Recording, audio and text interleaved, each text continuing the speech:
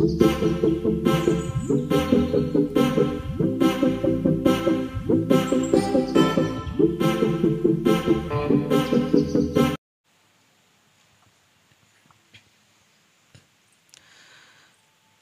యందు ప్రియమైన సహోదరి సహోదరులారా, దేవుని ప్రియబిడ్డలారా,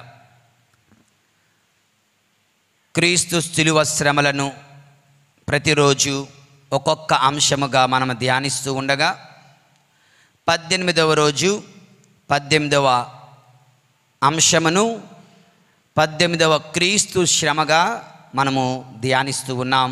దేవుని యందు ప్రియులారా, వాక్య ఆధారానికి వెళ్ళినట్లయితే యోహాను శుభవార్త 19వ అధ్యాయము 1వ వచనం చదువుకుందాం. యోహాను శుభవార్త 19వ అధ్యాయము 1వ వచనం. అప్పుడు పిలాతు యేసును కొరడాలతో కొట్టించెను. దేవుని యందు ప్రియులారా, ఓకే, పిలాతు యేసుని కొరడాలతో కొట్టించారట.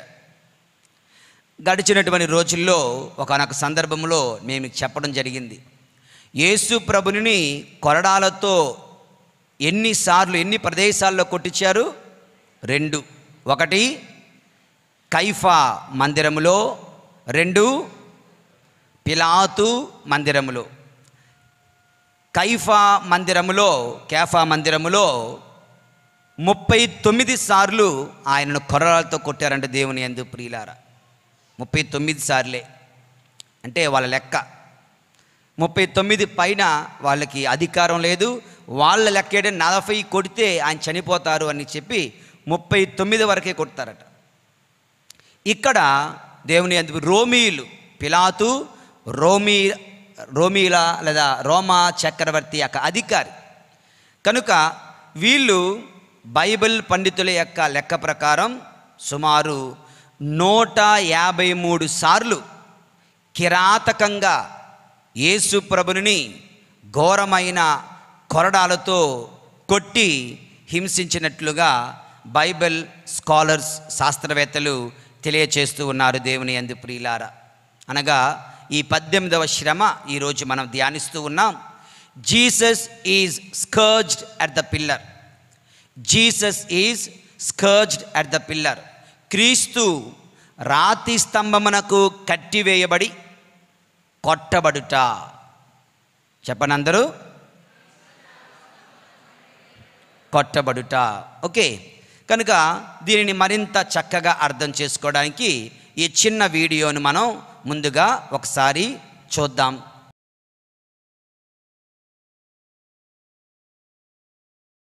మన రక్షకుడు క్రీస్తు భగవానుడు మనుష్య అవతారం ఎత్తి మనల్ని రక్షించడానికి వచ్చి మన పాప భారాన్ని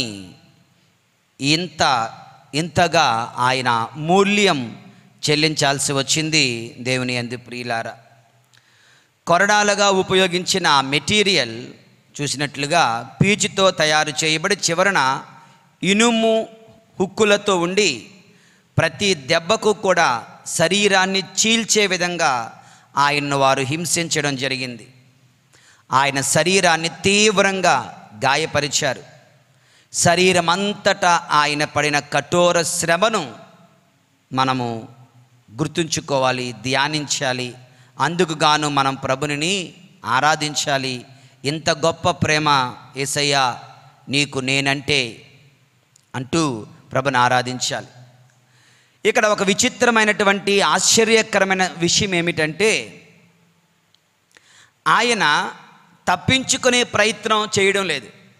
ఓకే, ఆయన ఎలా ఆ స్థితిలో ఎవరైనా ఉంటే ఎటైనా పారిపోదామా, ఎలాగైనా తప్పించుకుందామా, ఏదైనా చేసి తప్పించుకుందామా ఆలోచిస్తారు. ఆయన తప్పించుకునే ప్రయత్నం చేయలేదు, పారిపోయే ప్రయత్నం చేయలేదు, ఎవరిని కొట్టొద్దు అని బ్రతిమలాడలేడు. నన్ను కొట్టొద్దు కానీ నన్ను కొట్టకనని బ్రతిమలాడటం లేదు. లేదంటే కొంచెం శిక్షను తగ్గించండి అని కూడా ఆయన వేడుకొనడం లేదు.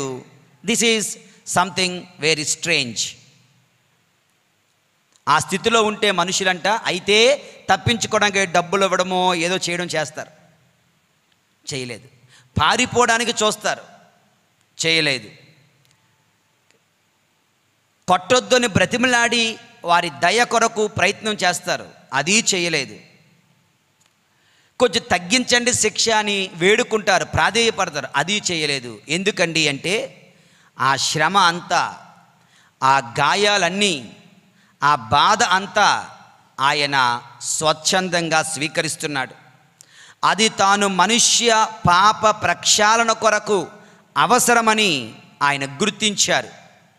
తాను తప్పక మూల్యం తన బిడ్డలమైన మనకు బదులుగా చెల్లించాలని ఆయన గ్రహించారు. తాను చేయవలసిన శ్రమల స్నానం అది అని ఆయన విశ్వసించాడు. తాను స్వీకరించవలసిన శ్రమల పానపాత్రము అని ఆయన పూర్తిగా నమ్మారు. కనుక ఇంకా భయంకరమైన శిలువ మరణం అంటూ ఒక శ్రమల పానపాత్రము ఎదురు చూస్తుందని కూడా ఆయన గుర్తుంచుకున్నారు. దేవుని యందు ప్రియమైన సహోదరి సహోదరులారా, మానవ స్వభావంలో శరీరధారి అయి ఉన్నారు కనుక అది తీవ్రమైన నొప్పి కలిగిస్తుంది కనుక బాధతో అరిచారు. కానీ మనస్సులో మాత్రం దృఢ నిశ్చయముతో మానవాళిని రక్షించాలి అని ఆయన సంకల్పించుకున్నారు. దేవుని యందు ప్రియులారా, ఇది మన యేసయ్య ప్రేమ, ఇది మన యేసయ్య మన కొరకు చేసిన త్యాగం, ఇది మనము కట్టుకుంటున్న పాపముల యొక్క ప్రతిఫలం. దేవుని యందు ప్రియులారా, యేషువా వందనం, యేషువా స్తోత్రం, praise the Lord, praise the Lord, praise the Lord, praise the Lord, praise the Lord, praise the Lord, praise the Lord, praise the Lord, praise the Lord, praise the Lord, praise the Lord, praise the Lord, praise the Lord, praise the Lord, praise the Lord, praise the Lord. ఆ దెబ్బలన్నీ కూడా మనము తినాలంట. ఎవరెవరైతే శారీరక పాపాలు కట్టుకుంటున్నారో, పాపము కట్టుకుంటున్నారో వారు అనుభవించవలసినటువంటి దెబ్బలవన్నీ కూడా వాటికి బదులుగా ఆయన అనుభవిస్తుండగా మరి మనం ఏం చేయాలి? ఈ యొక్క శ్రమ కొరడాలతో ఆయన కొట్టబడడం, రాతి స్తంభమునకు కట్టివేయబడి కొట్టబడడం మనకు ఏమి నేర్పిస్తుందో ఒక్కసారి ఆలోచిద్దాం. దేవుని యందు ప్రియులారా, నా ఆలోచన ప్రకారం ఒక 6 అంశాలను మనకు నేర్పిస్తుంది. లేదంటే 6 విషయాల కొరకు మనము ప్రార్థించాలి, శ్రద్ధ వహించాలి అని ఈ యొక్క క్రీస్తు ప్రభుని శ్రమ మనందరికీ నేర్పిస్తుంది. దేవుని యందు ప్రియులారా, ఏంటి 6 విషయాలు? నెంబర్ 1, మొట్టమొదటిది దేవుని యందు ప్రియులారా, persecutions on Christians especially in Kandhamal. ఈ మధ్యకాలంలో ఎక్కడ? మణిపూర్, ఈ ప్రాంతాలలో, భారతదేశంలో. అంటే ఎవరెవరైతే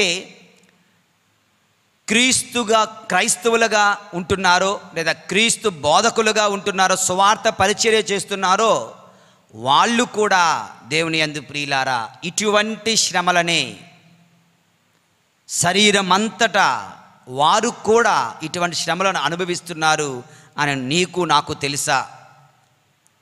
సర్వేస్ చెప్తున్న ఇంటర్నెట్లో వెతికితే గడిచిన 11 సంవత్సరాలలో క్రైస్తవులపై దాడులు తీవ్రంగా పెరిగాయంట. గణాంకాలు తెలియచేస్తున్నాయి. గడిచిన 11 సంవత్సరాలలో క్రైస్తవులపై దాడులు ఎప్పుడు లేనట్టుగా పెరిగాయంట ఒకేసారి. దానికి కారణం ఏంటో మనందరికీ బాగా తెలుసు. ఎక్కడో కరోనా ఉంటే ఎక్కడో ఉందనుకున్నాం కదా, పక్కకి రాలేదా? మన ఇంటిలోకి రాలేదా? మనలోనికి రాలేదా? ఇది కూడా అంతే. ఈ యొక్క హింసలు కూడా అంతే, క్రైస్తవులపై దాడులు కూడా ఇంతే. ఎక్కడో అనుకోకండి దేవుని యందు ప్రియులారా, అది ఆల్రెడీ ఈ తెలుగు రాష్ట్రాల్లో కూడా, మన పట్టణాలలో కూడా, మన ఊరుల్లో కూడా ముమ్మరంగా చాప కింద నీరు వలె ఆ యొక్క ప్లానింగ్లు అయితే మాత్రం జరుగుతూ ఉన్నాయి. అందులో ఎటువంటి అనుమానం లేదు. 2023వ సంవత్సరం మాత్రం, ఆ ఒక్క సంవత్సరంలో 525 అటాక్స్ క్రైస్తవుల మీద చెప్పుకోదగ్గవి తీవ్రంగా జరిగాయంట. వాళ్ళ లెక్కల ప్రకారం రోజుకి కనీసం 2 ప్రదేశాలలో తప్పనిసరిగా క్రైస్తవుల మీద దాడులు జరుగుతున్నాయట. సజీవ దహనం 1999 జనవరి 22న గ్రహాం స్టెయిన్స్ అనే ఒక తండ్రిని, వారి 2 బిడ్డలను, అభం శుభం తెలియని బిడ్డలను, జనరల్గా మన శత్రువు బిడ్డలైన బిడ్డలు చూస్తే కోపం రాదు కదా. వాళ్ళ అమ్మా నాన్న మనకి ఇష్టం ఉండకపోవచ్చు, కానీ ఆ చిన్నారి బిడ్డ ఏం చేసింది అని చిన్న మానవత్వం ఉంటుంది కదా. దేవుని యందు ప్రియరా, ఆ తండ్రి నచ్చకపోవచ్చు, క్రైస్తవులు నచ్చకపోవచ్చు, చిన్నపిల్లలు ఏం చేశారు?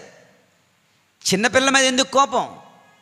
అటువంటి వారిని కూడా సజీవ దహనం, పెట్రోలు వేసి నిప్పంటించారు. అంటే దేవుని యందు ప్రియమైన సహోదరి సహోదరులారా, ఎందరో క్రైస్తవ స్త్రీలపైన, అమ్మగారులపైన అత్యాచారాలు జరుగుతున్నాయి. దేవుని యందు ప్రియులారా, ప్రభు శరీరం అంతటా అనుభవించిన వేదన, క్రీస్తు సువార్త కొరకు పాటుపడుతున్న వారు అనుభవిస్తున్న వేదనలు దేవుని యందు ప్రియ ఒక్కటే. ఎందరో మఠవాసులు, ఎందరో గురువులు కూడా మరణం వరకు కూడా చావగొట్టబడి చంపబడుతున్నారు. లేదంటే ఎందరో పాస్టర్లు, బోధకులు కూడా దేవుని యందు ప్రియులారా, ఈ రోజున ఈ శ్రమను ధ్యానిస్తూ మనము చేయదగ్గ మొట్టమొదటి కర్తవ్యం ఇటువంటి హింసింపబడుతున్న క్రైస్తవులందరి కొరకు ప్రార్థించాలి. దురదృష్టం ఏంటంటే, సాతానుడికి, శత్రువులకు తెలియదు ఏంటంటే, క్రైస్తవుల్ని హింసిస్తే క్రైస్తవత్వం అంతమైపోతుందని వాళ్ళు అనుకుంటారు. కానీ that is just the reverse, opposite. ఎక్కడైతే క్రైస్తవులు హింసింపబడతారో అక్కడ మరింత అధికముగా క్రైస్తవత్వం పెరుగుతుంది. The blood of the martyrs is the seed of Christianity. క్రైస్తవుల రక్తధారలే క్రైస్తవ విశ్వాసానికి విత్తనాలు. ఎక్కడైతే క్రైస్తవులు రక్తాన్ని చిందిస్తారో అక్కడ క్రైస్తవత్వం మరింతగా ఫలిస్తుంది. దేవుని యందు ప్రియమైన సహోదరి సహోదరులారా, కనుక హింసింపబడుతున్నటువంటి ప్రపంచమంతటా, మరి ముఖ్యముగా మన భారతదేశంలో హింసింపబడుతున్న క్రైస్తవులందరి కొరకు, బోధకులందరి కొరకు, మఠవాసులందరి కొరకు ఈ దివ్య పూజాబలిలో లేదా అనుదిన ప్రార్థనలో తప్పనిసరిగా ప్రార్థించుదాం. దేవుని యందు ప్రియులారా, ఇది మన మొట్టమొదటి కర్తవ్యం. ఈ శ్రమను ధ్యానిస్తూ మనము చేయదగ్గ మొట్టమొదటి కర్తవ్యం దేవుని యందు ప్రియులారా. యేషువా వందనం, యేషువా స్తోత్రం, praise the Lord, praise the Lord, praise the Lord, praise the Lord, praise the Lord, praise the Lord. ఇక రెండవది దేవుని యందు ప్రియులారా, యేసు ప్రభు ఇన్నోసెంట్. ఇన్నోసెంట్ అంటే తప్పు చేయనివాడు, ఆ శిక్షకు అనర్హుడు. కానీ అనర్హుడైన, అమాయకుడైన, కరుణామయుడైన యేసయ్యను వారు బాధించడం ఎలాగుందండి అంటే, ప్రస్తుత సమాజంలో innocent children are beaten to death for no reason. అభం శుభం తెలియని చిన్న బిడ్డలను ఎందరో బాదుతున్నారు తెలుసా. అదొక రకమైనటువంటి సైకలాజికల్ సిక్నెస్. ఏంటంటే, తిరగబడలేని బిడ్డలంటే వాళ్ళకు బాగా ఇష్టం. ఎక్కువ హింసించి వాళ్ళలో ఉన్నటువంటి ఆ యొక్క శాడిజాన్ని వాళ్ళు ఫుల్ఫిల్ చేసుకుంటారు, తీర్చుకుంటారు. ఇది జోక్ కాదు. ఎందుకు, ఒకప్పుడు అడాప్షన్, ఎవరికైనా పిల్లలు లేకపోతే టక్కని పిల్లల్ని తీసుకునేవారు, అడాప్ట్ చేసుకునేవారు. ఈ రోజుల్లో అడాప్షన్ ఈజ్ నాట్ అలౌడ్. ఎందుకని? అడాప్షన్ తీసుకొని ఆ పిల్లలను హింసించడం అన్నది ఎక్కువ జరుగుతుంది కనుక. ఒక్కసారి ఒక 3 వీడియోలు ఉన్నాయి ఇక్కడ, ఒక్కొక్క నిమిషమే, అన్నీ కూడా ఒక్కొక్క నిమిషమే. ఒక్కసారి ఈ వీడియోస్ను చూడండి. ఆ చంటి బిడ్డలను వార్డెన్లు ఎంత ఘోరంగా హింసిస్తున్నారో ఒకసారి మనం చూద్దాం. ఎందుకు చూపిస్తున్నానంటే, ప్రపంచమంతటా, మన భారతదేశంలో ఇటువంటి అభం శుభం తెలియని అమాయక బిడ్డలు హింసింపబడుతుండగా వారి కొరకు ప్రార్థిస్తారని జపమాలు చెప్తాం కదా. ఏమని? యేసు ప్రభు రాతిస్తాం, దుఃఖ దేవరహస్యంలో రెండవది యేసు ప్రభు రాతిస్తాం, మనం కట్టి కొట్టిపెట్టుకుని ధ్యానించదాం కాక. అందులో నాకు ఉద్యోగం రావాలి, నా జబ్బు పోవాలి, ఇది కాదు. యేసు ప్రభు ఎలాగైతే శరీరం అంతటా అనుభవిస్తున్నారో, ఎందరో అమాయక బిడ్డలు కూడా శరీరం అంతటా నరక వేదన అనుభవిస్తున్నారు. వారి కొరకు మనం ప్రార్థించాలి దేవుని యందు ప్రియులారా. ఒక్కసారి ఇచ్చిన వీడియోని చూద్దాం దేవుని యందు ప్రియులారా.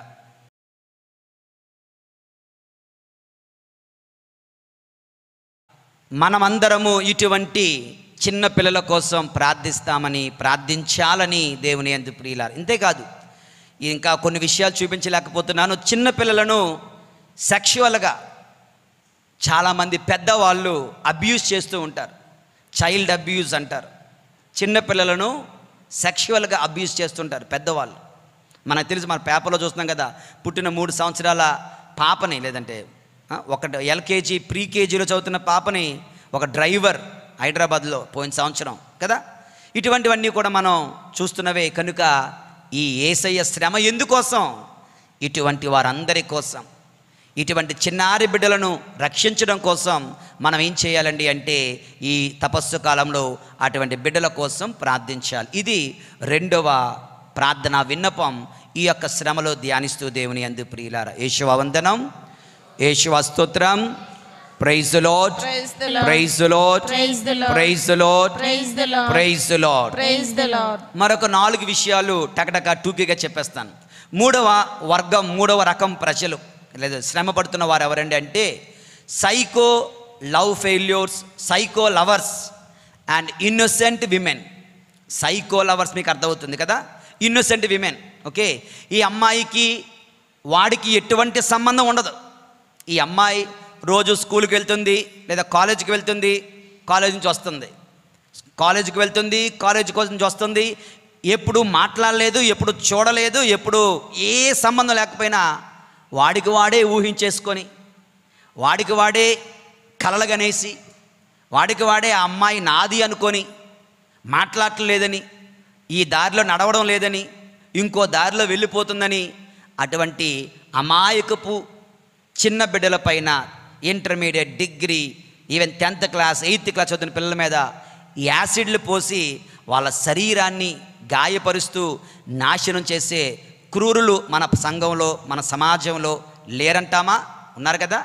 మనం ఏం చేస్తాం? అయ్యయ్యో పాపం అంటాం, అవి మర్చిపోతాం. This is the time.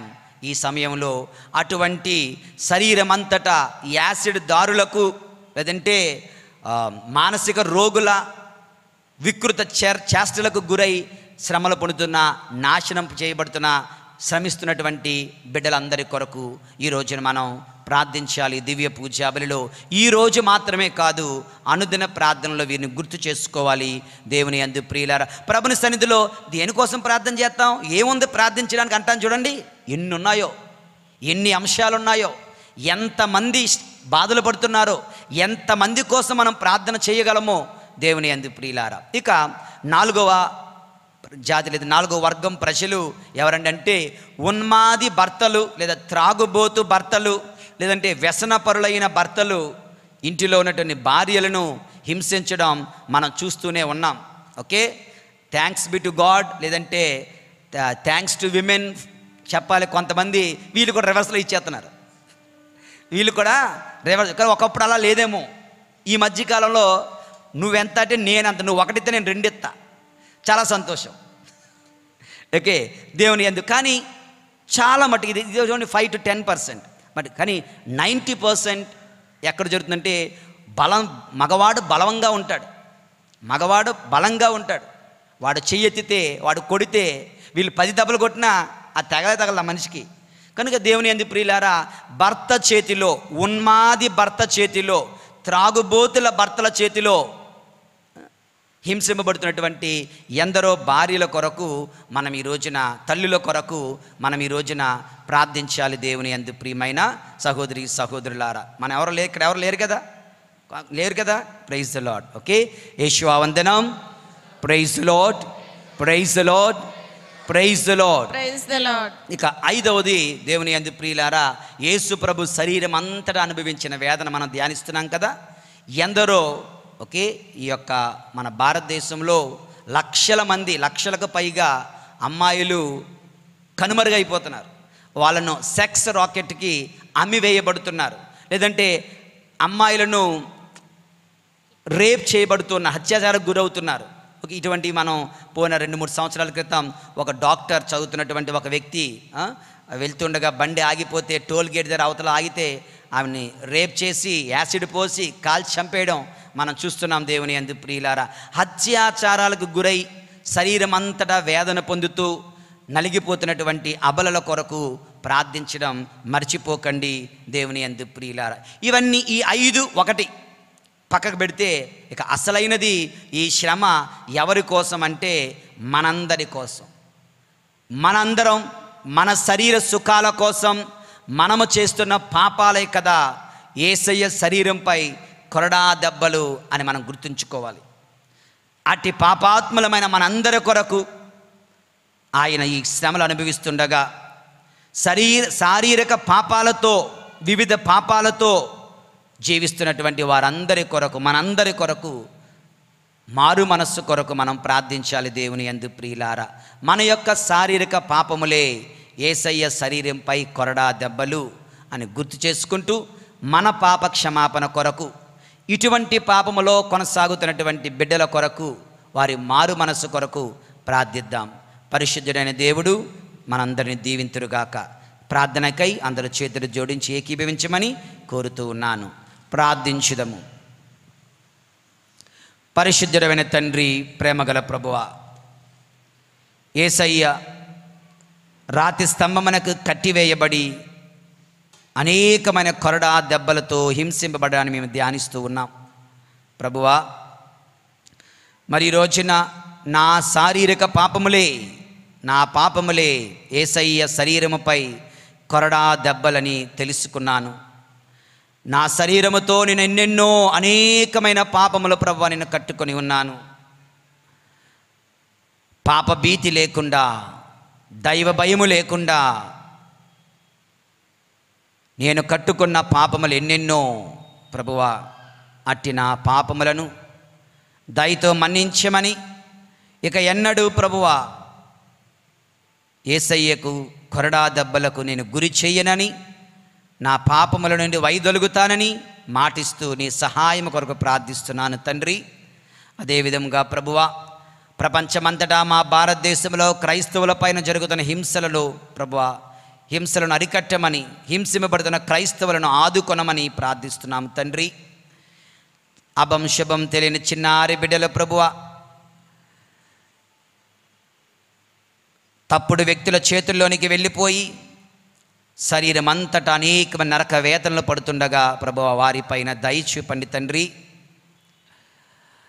దుర్మార్గపు ప్రేమలకు గురి అయిపోతున్నటువంటి అబలల కొరకు ప్రార్థిస్తుండగా చిన్న బిడ్డలను ప్రభువా ఆశీర్వదించి సంరక్షించండి ప్రభువా. ఉన్మాది భర్తలు, వ్యసనపరులైన భర్తల చేతులు నలిగిపోతున్నటువంటి స్త్రీలను ప్రభువా ఆదుకొనండి తండ్రి. మరి నిన్నటి రోజున స్త్రీల దినోత్సవాన్ని కొనియాడుతుండగా మరి ఆ యొక్క అటువంటి స్త్రీలందరినీ కూడా ప్రభువా సంరక్షించమని బ్రతిమాలు కొనుచున్నాము. హత్యాచారాలకు గురి చేయబడి నరక వేదన అనుభవిస్తున్నటువంటి బిడ్డలను ప్రభువా, స్త్రీలను ప్రభువా రక్షించండి ప్రభువా. ఈ మా మనలన్నిటినీ మీ దివ్య కుమారుడు మా ప్రభు అయిన యేసు నామములో మేము అడిగి వేడుకొనుచున్నాము పరమ తండ్రి. ఆమేన్.